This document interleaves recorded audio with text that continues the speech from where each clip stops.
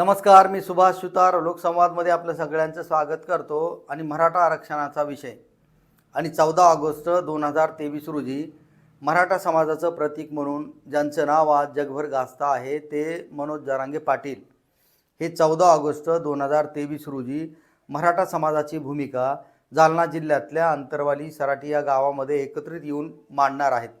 मात्र त्याआधीच काही नियमावली सकल मराठा समाजासाठी तयार करण्यात आलेली आहे आणि या नियमावलीचं प्रत्येकानं काटेकोरपणे पालन करायचं आवाहन मनोज जरांगे पाटील यांच्या वतीनं करण्यात येत आहे. तर या संदर्भातली नियमावली आपण पाहूयात.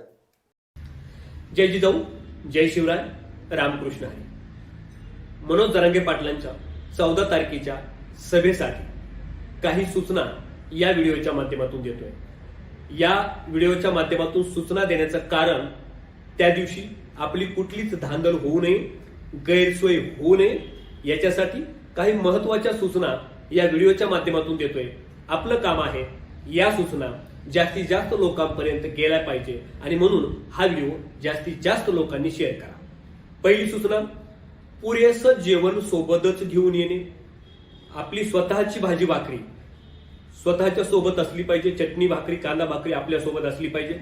आपली पाण्याची बॉटल आपल्या बॅगमध्ये असली पाहिजे. कारण उशीर जरी झाला सभेला तरी आपल्याला तिथं थांबता यावं. गाड्या जरी नंतर पार्किंग मधून निघाल्या नाही तरी आपली भाकरी आपल्याच्या जवळ असावी, पाणी आपल्या जवळ असावं, आपली गाडी व्यवस्थित पार्किंग मध्ये पार्क करावी आणि जरी पार्किंग मधून गाडी काढण्यासाठी नंतर सभा सुटल्यानंतर उशीर झाला तरी घाई गडबड गोंधळ कोणीही करू नये. याचं कारण आहे, बरेच लोक माझी गाडी निघल का, मला लवकर जाता येईल का, किती गोंधळ होईल, माझी गाडी निघल का, या भावनेनं लवकरच सभेतून काही लोक उठतायत. तर असं अजिबात करायचं नाही. एक दिवस आपल्या लेकरांच्या भवितव्यासाठी पुरेपूर द्यायचा आहे. घाई गडबड गोंधळ करायचा नाही. ही लढाई अखेरची लढाई समजायची आहे, आता नाही तर पुन्हा कधीच नाही. आणि मग काही लोकांची ही मानसिकता असते की खूपच गर्दी होणार आहे आणि मग चला आपली गाडी पार्किंग मधली काढून घेऊ, सगळ्याच्या आधी आपण पुढे जाऊ. असले विचार करूही नका आणि ही घाई कुणी करू नका. कारण एक दिवस 2 तास 3 तास 4 तास लेट झाला तर फरक काय पडतो? आपल्या लेकरासाठी, आपल्या भविष्यातल्या पिढीसाठी, आपल्या लेकराच्या करिअरसाठी 2-3 तास उशीर झाला तर फरक काय पडणार आहे? म्हणून जाग्यावर शांत राहायचंय. जिथं आहात तिथं शांत राहायचंय. घाई गडबड गोंधळ कोणीही करायचा नाही. अगदी शिस्तीत शांत राहायचंय. हो, याच्या अगोदरच काही लोकांनी तुम्हाला सूचना दिल्यात, भरपूर डिझेल टाका गाडी. ऐन वेळेला डिझेल भरण्याची धांदल नको व्हायला. तुमच्या गाडीत सुद्धा तुमच्या पाणी बॉटल असू द्या. काही लोक तर अगोदरच्या रात्रीच कोणी जालन्यामध्ये, कोणी अंबडमध्ये, कोणी अंतरवलीमध्ये येऊन मुक्कामाला थांबताय. त्यांनी जी सगळी सोय इकडं अंबड चौफुलीला जालन्यामध्ये सुद्धा बऱ्याच ठिकाणी झालेली आहे. काही पायी दिंड्या अंतरवलीपर्यंत येणार आहे. जसं येताना आपण सावकाश आलोत ना, जाताना सुद्धा सावकाशच जायचं आहे. आणि एक जमेची बाजू आणि आनंदाची बातमी, अनेक कीर्तनकारांनी सुद्धा आपल्या कीर्तनाच्या तारखा कॅन्सल केल्या आणि ही मंडळी आता इकडं सभेला येते. मान सन्मान, कुणी मोठं नाही कुणी लहान नाही, सगळे लोक खाली मांडी घालून बसायला तयार झाले. काही व्याख्यात्यांनी सुद्धा आपल्या शेड्यूल चेंज केले. सगळ्या लोकांनी आपले शेड्यूल चेंज केले, तारखा कॅन्सल केल्या. मग आपल्या गावामध्ये कुठलाही त्यावेळी 14 तारखेला कुठलाही सामाजिक उपक्रम होणार नाही, धार्मिक कार्यक्रम होणार नाही, याची आपण काळजी घेतली पाहिजे. म्हणजे आपलाच काही समाज बांधव मग तिथं थांबेल. म्हणून तेवढा दिवस फक्त आणि फक्त समाजासाठीच द्यायचा, बाकी दुसरं काही नको. मग उरलेले 364 दिवस आपण आपले कामं करायचे, आपण आपले कार्यक्रम करायचे. पण कुठलाही कार्यक्रम न घेता बरेच वक्ते आहेत, कीर्तनकार आहेत, मोटिवेशनल स्पीकर आहेत, इकडचे पुण्या मुंबईतल्या सुद्धा बऱ्याच लोकांचे आणि माझे काही संपर्क झाले की आपण इकून जायचंय कशा पद्धतीनं. पहा, या पुणे मुंबईच्या लोकांचा प्रतिसाद अंतरवलीच्या या आंदोलनाला तेवढा नाही असं सुरुवातीला चित्र दिसत होतं. पण तसं नाही. पुण्यातून, मुंबईतून, कोकणातून सगळीकडून लोक येत आहेत आणि म्हणून इथं परत येताना गोंधळ करायचा नाही. जाताना तर सगळे टप्प्याटप्प्याने जाणार आहे, तुमची गाडी व्यवस्थित पार्किंगला लागणार आहे, पण नंतर मात्र सगळ्यांना सोबतच जायचं आहे, ही काळजी तुम्ही घेतली पाहिजे.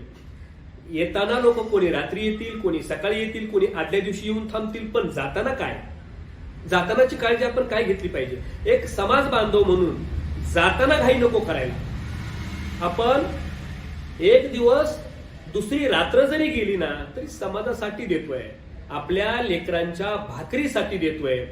ही एक महत्वाची सूचना लक्षात ठेवायची आहे. हो, तुमच्या गाडीत डिझेल पूर्ण भरलेलं पाहिजे, तुमच्याकडं तुमचं रसद असली पाहिजे, म्हणजे भाजी भाकरी पाणी हे ज्याच्या त्याच्याकडे असलं पाहिजे, चटणी भाकरी का असणार. आणि सभा संपल्याच्या नंतर मी आरामात जाणार आहे, घाई गडबड गोंधळ करणार नाही, ही मानसिकता ठेवून जायचंय. गावागावातून वाहनं कमी पडले म्हणून ट्रॅक्टर निघणार आहे, जुने लोक ट्रॅक्टरमध्ये ट्रकमध्ये टेम्पोमध्ये बसून लग्नाला जायचे, अगदी त्या पद्धतीने लोक येत आहेत. लक्षात ठेवा, हा इतिहास घडतोय आणि त्या इतिहासाचा साक्षीदार तुम्हाला व्हायचंय. माझं कामच आहे, माझं अमुकच आहे, माझं फार मोठं नुकसान होईल, असला विचार कोणीही करायचा नाही. शेड्यूल प्रत्येकाला आहे, आम्हालाही आहे. कार्यक्रम, व्याख्यानं, कीर्तन, भाषण कला प्रशिक्षण वर्ग तुम्ही पाहताय.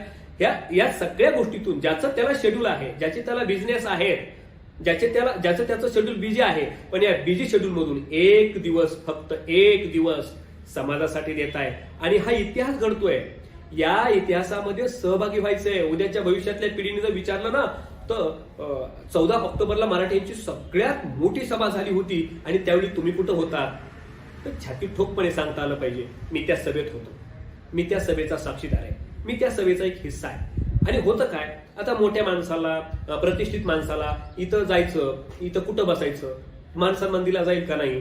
आणि मग आपल्याला जर योग्य रोज मान सन्मानाची सवय लागलेली आहे, आणि इथं जाऊन आपण खाली बसायचं का, तर हो, समाजासाठी एक दिवस मांडी घालून बसायचं. कुणाचंही नाव नसेल, कुणीही स्टेजवर नसेल, पण एक सामान्य मराठा म्हणून आपल्याला एक दिवस जगायचं आहे. मग तुमची प्रतिष्ठा, पद, पैसा, सगळ्या गोष्टी आपण बाजूला ठेवायच्यात आणि इथे एक सामान्य मराठा म्हणून मी पब्लिकचा एक हिस्सा आहे, या भावनेनं त्या ठिकाणी जाऊन मांडी घालून बसायचं आहे दिवसभरासाठी. एक दिवस द्या, दुसरी रात्र जरी देता आली तरी द्या, पण घाई गडबड गोंधळ अजिबात कुणी देखील करायचा नाही. आयुष्यातली मी पहिलीच वेळ पाहतोय, कीर्तनकार स्वतःच्या कीर्तनाच्या तारखा नको, आज 14 तारखेला आम्हाला तिथं जायचंय. एक सामान्य मराठा म्हणून व्याख्याते सुद्धा जात आहेत की आम्हाला त्या ठिकाणी जायचंय. मग इथं या मोठ्या मंडळींना, व्याख्याते असोत, कीर्तनकार असोत, पुढारी असोत, कार्यकर्ते असोत, कुणी उद्योगपती असोत, मोठी माणसं असोत, इथं सगळेजण एक सामान्य मराठा म्हणून जाणार आहेत आणि ही इतिहासातली पहिली वेळ आहे. सगळेजण अगदी मांडी घालून खाली बसणार आहे, कुठलाही मोठेपणाचा अवडंब न करता. आणि हे आपण सर्वांनी करावं, इतिहासात याची नोंद होणार आहे. पुन्हा एकदा सर्वांना विनंती, जाताना तर आपण अगदी नियोजन करून जाताय, पण येताना गडबड होऊ द्यायची नाही. ही तुमची आमची सर्वांची जबाबदारी आहे.